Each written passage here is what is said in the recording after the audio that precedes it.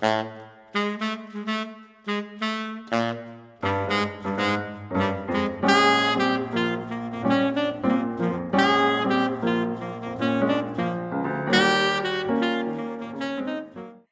John, how you doing? I'm doing really well, Donna. Thanks for the video call. Awesome, awesome. Yeah, it's great to see you again. And I wanted to talk with you quite a bit today about your ReedJuvinate product and, how it's different than other products out there, but specifically not only how and why, but the research behind it. And I want to let our listeners know about ReedJuvinate, how they can get it, and all those types of things. Oh, certainly. I'm actually quite happy to talk about research. I'm fundamentally a nerd. So, in my day-to-day job, I'm actually a biomedical researcher here in Edmonton, Canada, at the University of Alberta. Wow. So, for me, when I see a problem, my default is to try to solve it using the scientific method. Wow, and I'm going to make an assumption that that's probably what you did with regard to, storing reeds and stuff. Can you give us some background? First of all, background for you, do you play any instruments? And were you a musician? Are you a musician? Oh, well, yeah, very much. I mean, my lifelong enjoyment has come from music, honestly. So I started playing piano when I was like 4 or 5, but all the cool kids played saxophone as far as I could tell. So I dropped that as quickly as I possibly could. And I got my hands on a saxophone when I was 9. And I really haven't looked back since. So I play saxophone, I play clarinet, I play flute. I play at guitar because I would never be caught in public playing as poorly as I do. But no, I'm really a reed player and have been all my life. Cool. And did you pursue any kind of music studies after high school? Well, in high school, I got a scholarship to leave the very small community where I was born and raised and go to the University of Alberta on a music scholarship. But I also got this other scholarship that gave me the option of going into science, and so I was looking around, and I realized I was a pretty good musician, but I'd had enough experience to know that I really wasn't sort of the top echelon. So I thought a guy can make a living off of science and play saxophone on the side, but I didn't think I'd be able to do it the other way around. So I learned fairly early that I wasn't quite as good as I would need to be to cut it professionally. So I went the default pathway and actually got a job in science and research. And the interesting thing, and most people can totally relate to that because it is incredibly difficult to make to make a living as a musician nowadays. Yeah, but the nice thing is there are enough opportunities to play. Living here in Edmonton, Alberta, we have a really vibrant cultural community, and I've played in 3 jazz bands over the last 10 years, and I'm currently a member of something called the River City Big Band, which is full of largely professional musicians and me. I'm kind of the weak link. Oh, jeez. But I'm sure you must enjoy it. It must be a lot of fun. Oh, it's a thrill playing with these people. And we often fly in guest artists to join us. So last fall we played with Eric Marienthal, Oh, which was kind of a peak moment for my musical lifespan. It was just an amazing experience. oh my God, he is such a great player. And he's such a nice guy too. I met him at NAMM. Phenomenal person, phenomenal player. I mean, he's just fantastic. That sounds awesome. Well, let's get back then to the science part. What made you come up with ReedJuvinate? What was going on that made you think about creating this product? Well, the first thing is I'm Scottish, which means I'm cheap. And so it was really frustrating to me that I was going through like 30, $40 worth of reeds a month, playing saxophone and clarinet. It just struck me that they should be lasting longer than they did. And it was kind of frustrating. You get a reed, it was performing beautifully, 3 or 4 hours of play, and then over the course of a week or so, and then it would start to lose whatever magical quality it had. And I was really frustrated by this. So, I tried to figure out why is this happening. And I went to the literature, and really there was no one who had done any meaningful research on why reeds break down. So I saw that as a problem. And because I run a biomedical laboratory, I sort of applied the techniques that, that we would try to solve a problem. And I spent a lot of time actually fiddling around in my basement lab, and determined that a big part of the issue is that reeds are essentially a kind of wood. They're a cellulose fiber, and wood rots. And bluntly, what was apparently happening over time was the integrity of the reeds was being lost over time. I have this little gadget that measures the deformation of reeds over time, and I was tracking the weight of reeds over time to try to estimate their moisture content.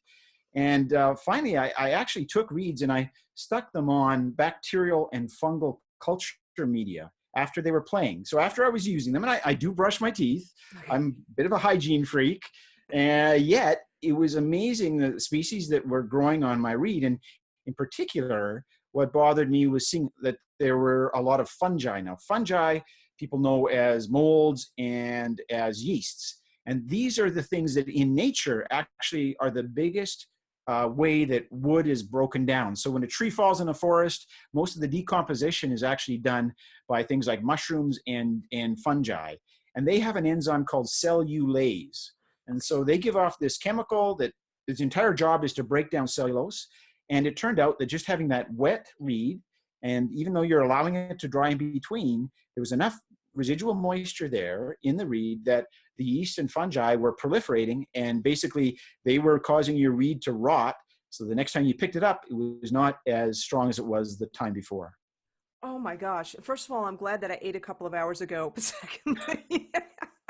But secondly, oh wow. I know about, bacteria and fungi and all that kind of stuff growing on the reed, and some people that are not very clean with their reeds, they get the mold growing on there. I get that, but I didn't realize, the breaking down of reeds. Now, how quickly though does that happen?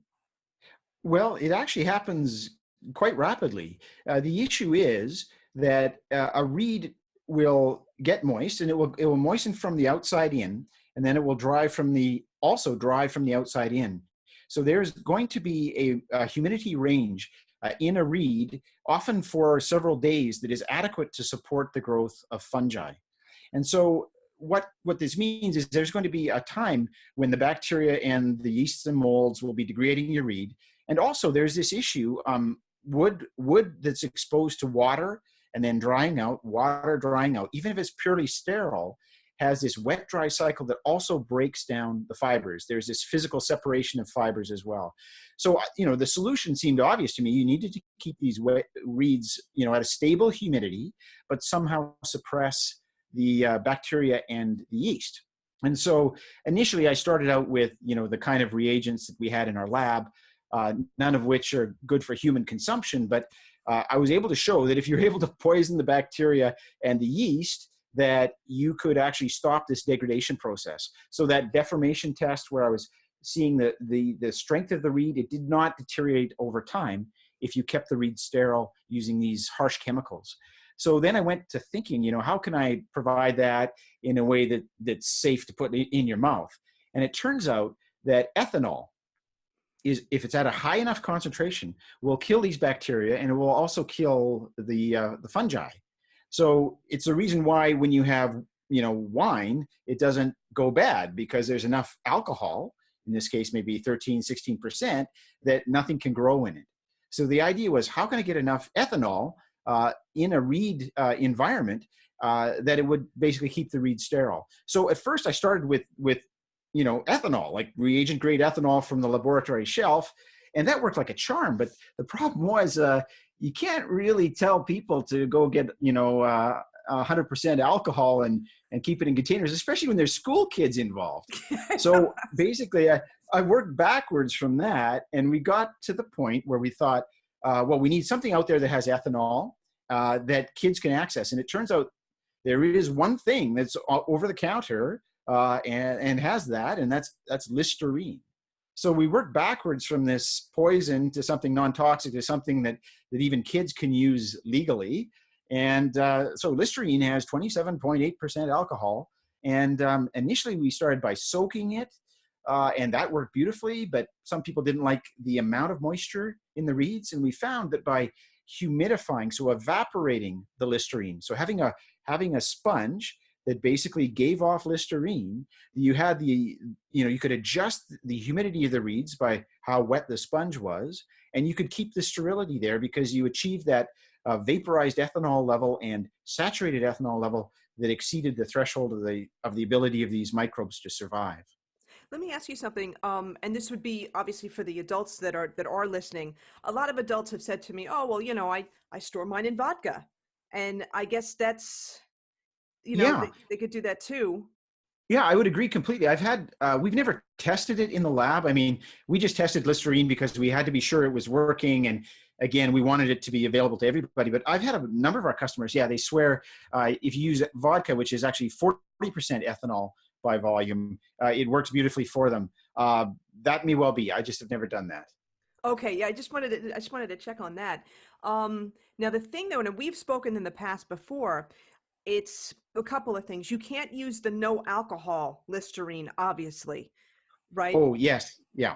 That's a primary concern because there's this cream colored Listerine, there's a blue Listerine, and none of them actually contain ethanol. And what you need is you need ethanol, and you can't have any sugars. So a lot of these newer forms of Listerine, not the Listerine original, which is kind of this orangish yellow color, that's the one you want. All the other Listerines, they have sugar in them, something called sorbitol. Now you and I can't break it down, but fungi and bacteria, they just love it. So that's just a feeding ground for problems, and there's no sterilization that actually happens with that, with those in a setting of a reed. So you need the original yellow Listerine that has the ethanol. And if you can't access that, then yeah, sure, I think vodka works probably just as well. We just haven't formally tested it in the lab. Sure. And I'm just I'm I just had this thought in my head. We're rinsing our mouths with sugar. If you think about it, if you're using something other than original Listerine. And it's interesting because I have some friends that are running this Healthy Mouth Summit, and they're talking about your oral health and your airway health and that kind of thing. And it just reminds me, back in the day, in college, my trumpet teacher said to me, "What toothpaste are you using?" And I was just using like Crest or something. He said, "No, there's sugar in your toothpaste." And he Oh, switched me okay. to Viadent. They don't make it anymore, but that was the first time that I took care of my teeth. But that was the first time that a professional musician, obviously the Philharmonic, was telling me, this is what you've got to do, and these products that you think are safe are not. So it just blows my Okay. mind that gosh, that there's well, yes, there's still toothpaste with sugar in it, and there's also mouth rinses with sugar. But let me ask you this: is it could be Listerine, it could be a generic Listerine like a CVS or Walgreens or something.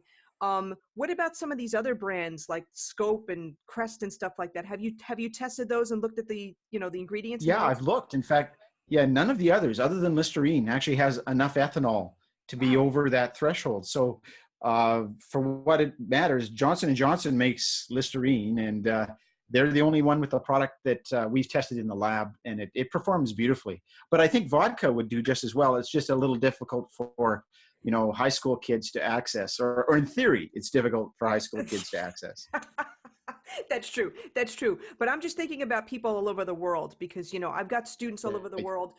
This podcast is reaching everybody all over the world. So I don't know if Listerine is something that people can get in like Bangladesh or something like that. Do you know what I mean? So Right. Yeah. that's why I'm asking that. Yeah, What's and the I do get emails from people in the Middle East, and they've asked where they can get it, and they've actually had to order off of Amazon and have it shipped in, because in some countries in the Middle East they're not allowed to have ethanol. So they have gotten around that. I've had people, order online Listerine from other countries to get it, but at the end of the day, vodka is available most places, and Listerine, if you ask for it, is often available too. Amazon carries it in virtually every country, even though it may not be in every store. got it? Okay. Now remind me again, what's the minimum viable threshold for the ethanol? What's Oh, okay. So 27.6% is what the shipped Listerine comes with. And we haven't tested any concentration of ethanol on the sponges. It's less than that. But we do know from microbiology literature that usually at around 13 to 16% alcohol, virtually everything dies. Viruses, fungi and bacteria can't survive at concentrations of alcohol, above 15%. Okay, and that would be like I would get probably a lot of questions from people saying, "What about rubbing alcohol or hydrogen Oh, peroxide or something like that?" yeah. So rubbing alcohol is a different beast, and it actually, what you can get from the store is high concentration rubbing alcohol. The problem is it doesn't actually have much water in it, and the issue with that is your reeds aren't hydrated.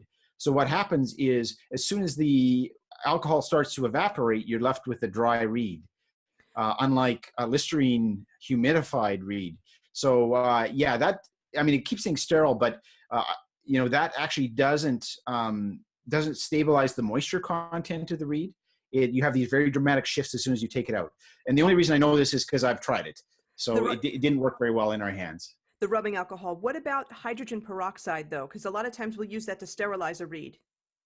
Yeah, what I found with hydrogen peroxide, so hydrogen peroxide is actually a base. It actually dissolves wood in and of itself. So we found the reeds deteriorated. That deformation test showed that the hydrogen peroxide actually damaged the reeds. So according to our testing, it wasn't a good option. So we ended up settling on ethanol. So we had tried hydrogen peroxide. Okay, this is interesting because I've known and learned from other people, and also talked about this. Like if we want to revive a dead reed, put it in hydrogen peroxide for like a minute or two, or a couple of minutes, and then it would somehow just not magically, but it would just be that much better. So, are you saying would it be better then to revive like a dead reed, maybe to soak it in original Listerine? You know, I've never really tried anything along those lines. When a reed is dead, I just toss it out and go to the next one, which is maybe part of the reason why I was going through, $30-$40 worth of reeds a month. So I honestly don't know the answer to that. Okay, that may be an interesting test in your laboratory. I'm just curious about that, because a lot of folks know about the hydrogen peroxide, but this is so interesting with regard to the minimum viable ethanol content, so to speak. I think that's Yeah. super important because I know a lot of people are going to try to find workarounds to using the original Listerine, and again, I'm going to keep saying original Listerine. I've had students, I've said it a million times, they bought the blue stuff and wondered why Yeah. they opened up their reed case and everything was moldy. So, you Yeah, know, yeah. I've had many customers that, yeah, didn't read the directions, and we try to make it very, very clear on the directions. But again, I have teenage kids. I know that not everyone follows instructions. yeah, yeah, yeah. It's like forget the instruction book. Let's just do it. But all right, but there's other products on the market. I think like by Van Doren, by Rico, where they have these like humidity packets. How a lot of people use those reed holders where they put in like a 50% or a 73% humidity packet. How is ReedJuvinate different than one of those things? Oh, well, I think the humidity packets actually have some utility in keeping the humidity of the reed stable. So they do work. Admittedly, though, the lifespan of those stabilizing packages is relatively low. So Okay. if the humidity in the external environment is markedly different from what the pack is, they don't last particularly long. So yeah, you can achieve a stable humidity, but the point is it actually doesn't take that much humidity for a reed to actually start having fungal growth. So we found reeds that had as low as 15% humidity. That was enough to lead to bacterial and fungal growth that would be breaking down the reed. So I mean, I think it stops one of the problems, which is this wet dry cycle, which does break down the fibers. So I think it reduces that. So I would suspect that these reeds will last somewhat longer, but it doesn't address the majority of the problem, which at least in our hands in the lab was bacterial and fungal overgrowth. And also too, I guess those folks and before your product came out, I was using I think it was the Rico case where you could store 8 reeds and you had the humidity pack in there. You have to be careful. Like you said, they don't last that long. And when that pack starts to feel dry or gritty, that's when you have to replace that pack. And people think, oh, it's going to last a long time, but it really doesn't. So thank you for bringing that out. Um, but I guess the thing though, I want to get back into that point of the wet dry cycle because a lot of folks argue, oh, well, I don't like storing my reeds wet because they sound dull or, they lose their strength. you know, that maybe a 2.5 strong becomes a 2.5 medium. Could you talk a little bit about that? Right, right. Well, we've looked into that, and we don't find that. Again, rather than just subjectively judging how is this reed performing, we actually have this, deformation meter. So we have an objective measure of the strength of the reed. And in fact, this is the same way that reeds are actually assigned a number. So a reed is manufactured, then they have a deformation meter that sees how far the reed will bend under a set amount of pressure, and then they assign the number to it. So this is the gold standard that determines the strength of a reed. And we don't see deterioration or actually increased, resilience with this method. It just basically, just out of the box, first time you humidify it, it just stabilizes it for whatever is at, and it will continue to play. And this may sound crazy to some of your listeners, but it's true. I mean, I would find that I was having to use, easily 2 or 3 reads a week. So maybe I play 5 hours, 6 hours a week. And, I would be going through reads very rapidly. And I'll have reads now that will last me for 3-4 months, a single read. And I've never had anything like that. And, it's at least a 5-fold longer lifespan in terms of playing time. And in many cases, a good read can last even 10 times longer than it would have before. So for me, I have hardly bought a box of reeds in the last 5 years. I mean, just what I have lying around just seems to last so much longer. Wow. So And one of the differentiating things about ReedJuvinate is it's a one-time purchase. Okay, so you buy your ReedJuvinate, you throw it in your case, you get a little bottle, 250 mils. I'm sorry, I'm not sure what that is in American units, but I'm Canadian, my apologies. So a little bottle of Listerine, and that's all you need. You don't have to buy any additional packages to maintain the humidity. You don't have to fuss. You just, keep the sponge moist. We recommend maybe once a month you put some Listerine in, and tip the device out and let it drip on the floor, and then just put the cap on, and you're good to go for another month. I've had people though who've told me that they had left their reeds in the ReedJuvinate for 4 months while they were playing alto in the band, and then they got their tent out and their reeds were fine after 4 months of inattention. But again, I just sort of, being the obsessive guy that I am, I just change it monthly. okay, now let me ask you another question about that too, and then I want to get into more of the features of ReedJuvinate. Um, Someone who lives in a very dry climate versus someone who lives in a very humid climate. Any specific recommendations about, how much? Because the thing is, like, some people will just wet the sponge and that'll be enough. Some people I know will like to keep a little bit of original Listerine on the bottom. Some people like to Oh, leave a okay. lot. Any Oh, thoughts okay. about that? Well, again, I live in quite a dry climate here in Alberta. We're in the prairies, and we also have something called winter. You may not be familiar with that, Donna, in No. California, but it's when temperatures go really low and like water freezes. I mean, it happens here all the time. So when temperatures go very low, the actual humidity drops to virtually nothing. You're in a desert simply because water freezes out of the atmosphere. It can't hold as much moisture when it's very cold.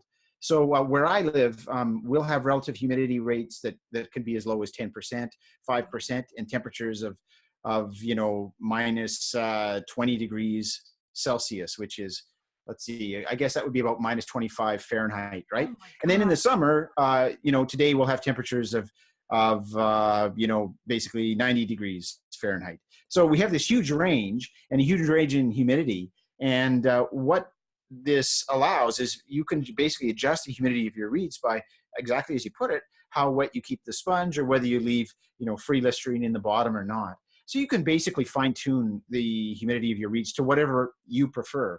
At the end of the day, I've had so much feedback from people in dry climates and people in winter climates. They say that it's made playing their reed instrument fun again. Sax and clarinet players that have sent me Christmas cards because they're just so thrilled for the first time they can actually set up, slap a reed on, and be confident that they can actually play the thing.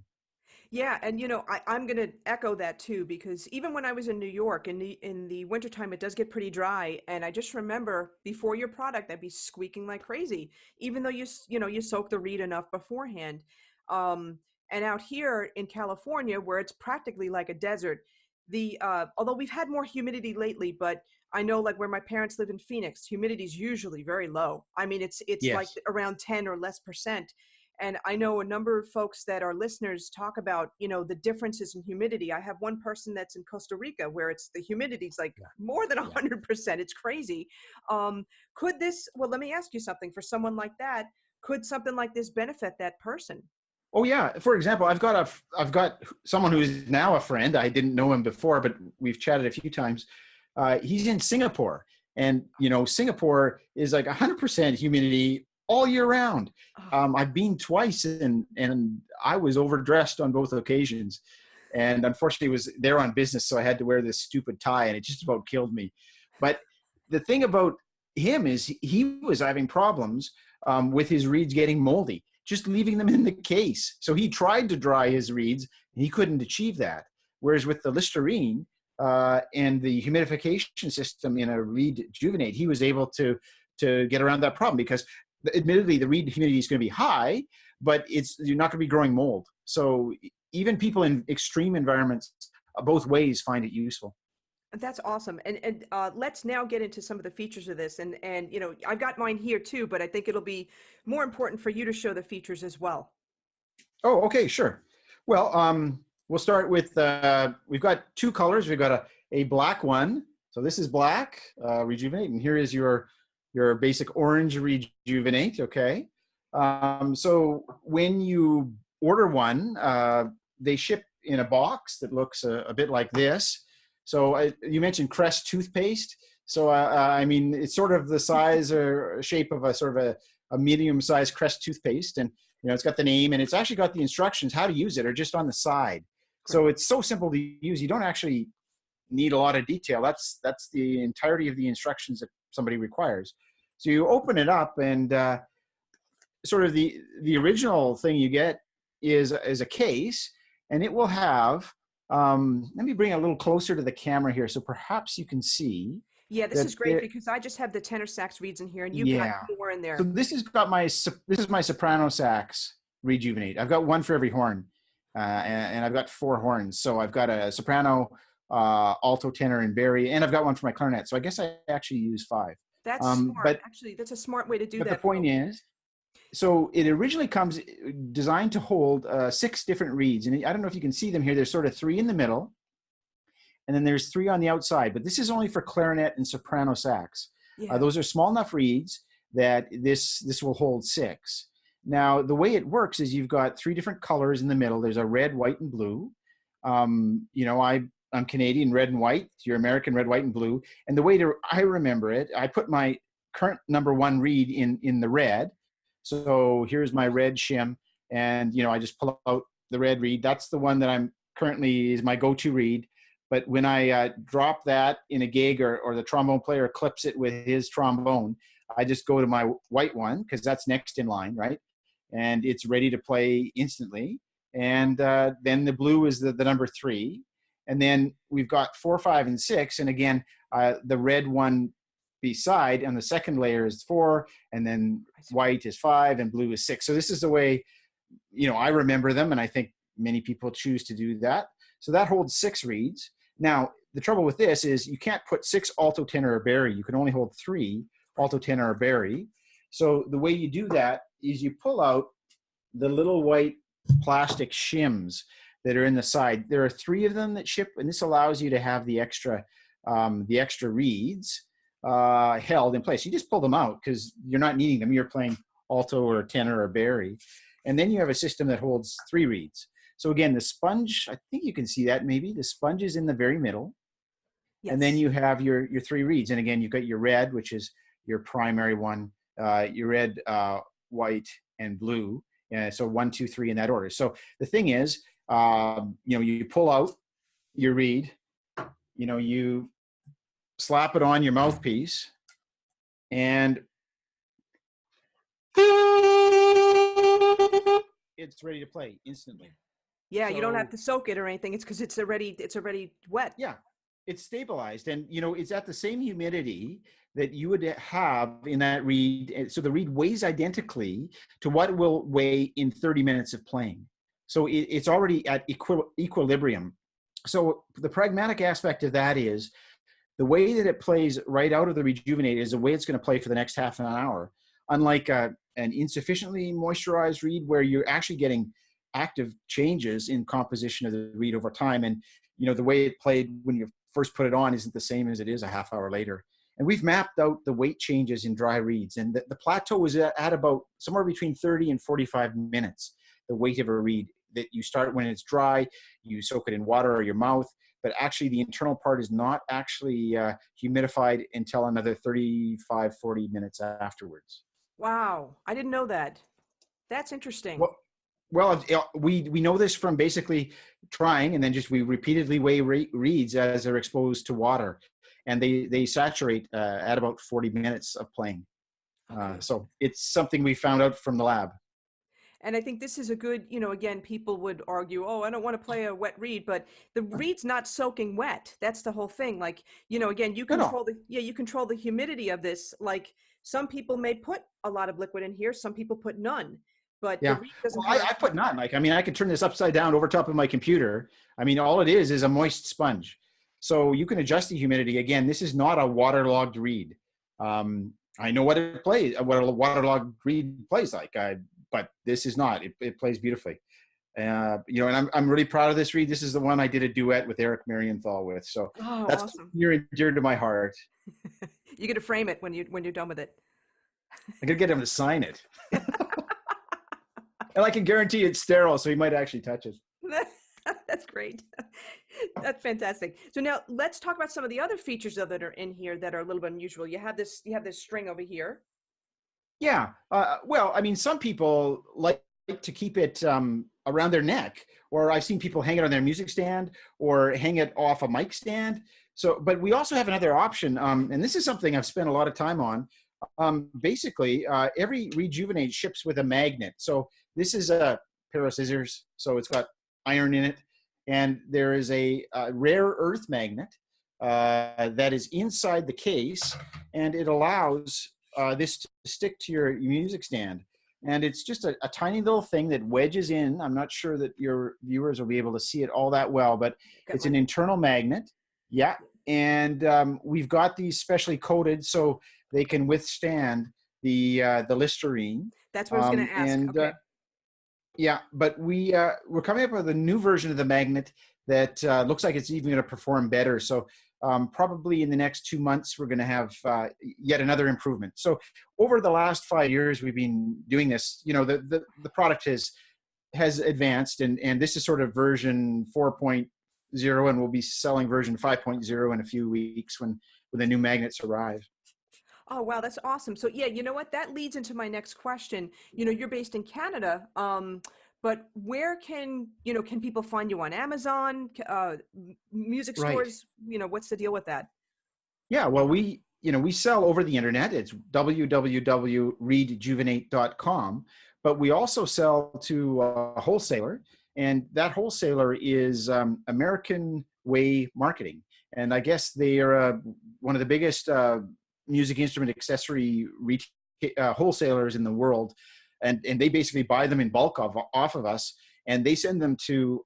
Last told, I think there was like 600 different music stores that they send them to. So I don't honestly know where they go after we ship them 1,000. I'm sure they send them somewhere, but it may be in your local music store. If not, you may be able to buy them online from your music store or something relatively local, or you can buy them directly from our website.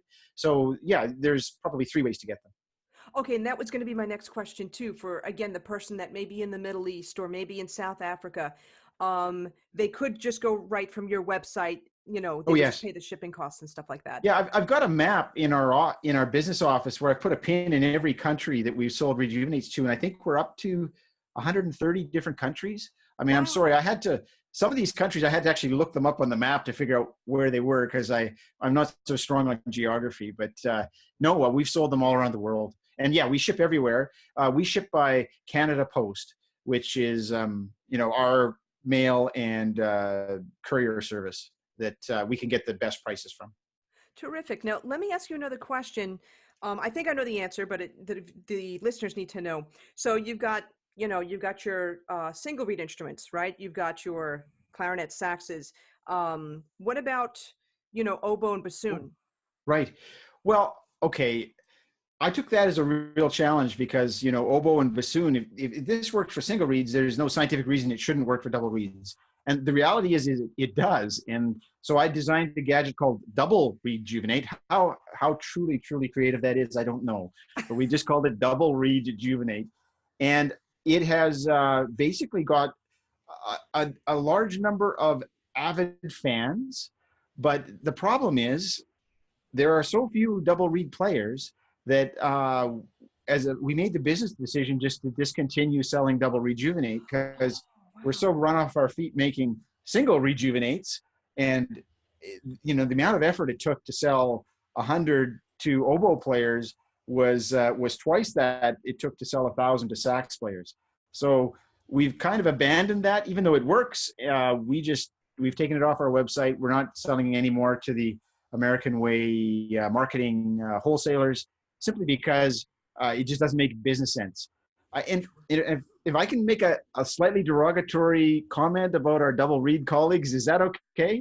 Yeah, that's fine. So, okay, so you know, I have never met people that are quite so intense about reeds Yeah. as oboe and bassoon players, Yeah. and they have rituals. I think they have to.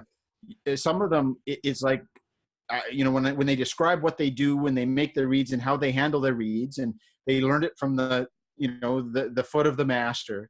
And I've found very few of them that are actually willing to try something different. They would rather spend 2 or 3 hours telling me why this would never work than actually to give it a try. So I've kind of been, I mean, it's a different culture. I mean, my sax and clarinet friends are really, really easygoing compared to the double reed players I've met.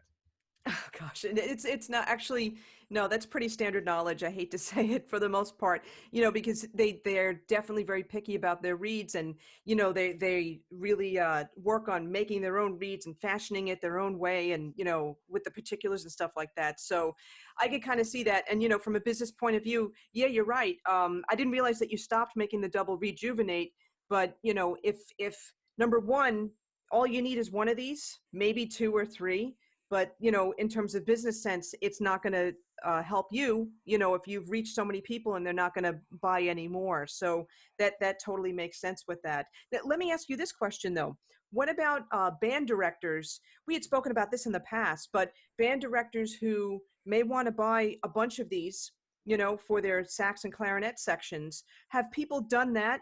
And then they could obviously, after each student uses it, they could take out the parts, they could sterilize the inside for the next student, I guess the next year. Yeah, yeah. So we found that band directors that actually have to provide reads to their students. I mean, it's part of their policy or practice. I'm not sure. They're very interested, and there's a big advantage to them. They save a lot of money by buying, the appropriate number of rejuvenates for however many single reed players they have. So yeah, we've had many band directors and school systems buy them in bulk from us, and we give them a discount, of course, if you're an educational. If you're buying 50, then why not, right? Happy to help. And the feedback we get is that that saves them a lot of money. They've got one big jug of Listerine at the front of the class, and they don't have to hand out as many reads over the course of the year. So it pays for itself very quickly.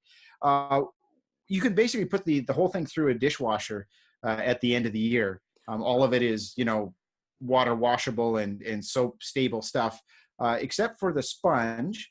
I've never put that through the dishwasher, but you can actually microwave them. And if you microwave the sponge for 2 minutes, it's going to be sterilized. Oh, wow, I didn't So know that. Thanks for letting yeah, us so know that. that's what I've told them when they want to use it the next year. So yeah, and it works. Oh, terrific. Okay, so now again, tell us, spell out the name of the website, because I'm wondering, Oh, some people may have more questions, with regard to, I guess, their situation or whatever the case may be. But yeah, if you have a way for people to contact you via the website, you spell out the website again. sure. So it's www, and we spell ReedJuvinate. So REED. So I guess here we Oh go. yeah, great. ReedJuvinate. Now the nice thing about this, oh yeah, www.rejuvenate.com. the nice thing about it is there's no other word that's even close to this. So if you're somewhat close on a Google search, you'll end up at our website. And we have a contact us page. So we answer any number of questions, probably 10 a week for people who write in wanting to, discuss it. Terrific. Well, listen, John, I want to thank you for spending the time today and really diving deep into the research, behind this product. And, I kind of grilled you a little bit with regard to comparing this to other products, but, from what this sounds like, you're dealing with, humidity, but you're also dealing with like fungi and bacteria, preventing that kind of growth. And it addresses both. I think it's a huge pain point for saxophone players. We of course do not want to put the reed makers out of business. That's not the idea. The idea is that we want to enjoy our reeds for longer. And having something like this will definitely help people do that. So I Yeah. wanted to thank you for your time today and in explaining everything and exposing the listeners to ReedJuvinate. Well, thank you very much, Donna, for the opportunity. I mean, I'm thrilled by the product because, again, I'm Scottish and I'm cheap and I'm saving money on reeds, and I get all this fan mail. I mean, never in my life I've ever had fans. So, Christmas is kind of neat with all of the cards that I get now from people who say it's a useful product. So, yeah, it's been a lot of fun developing it and fiddling with it and making it better over the course of the years. And thanks to people like you and your support, I hope that more people hear about it and have the opportunity to try it. Definitely. And what's really cool, you had to make that decision out of high school. You had two college scholarships, and you went with the science and you still play, but you were able to marry the two together, into something that solved a huge problem for people. Well, thank you for saying that because honestly, I'm a better scientist than I am a musician. If I had another life to live, I think I'd rather have it reversed, but this is what I've got. So I'm making the best of it. And, Eric Marienthal, for example, is a fan of ReedJuvinate. And so that makes me happy. So if my hero is using it, that's success enough. Absolutely. Absolutely. Thanks so much, John. I really appreciate it. Okay. And thank you, Donna.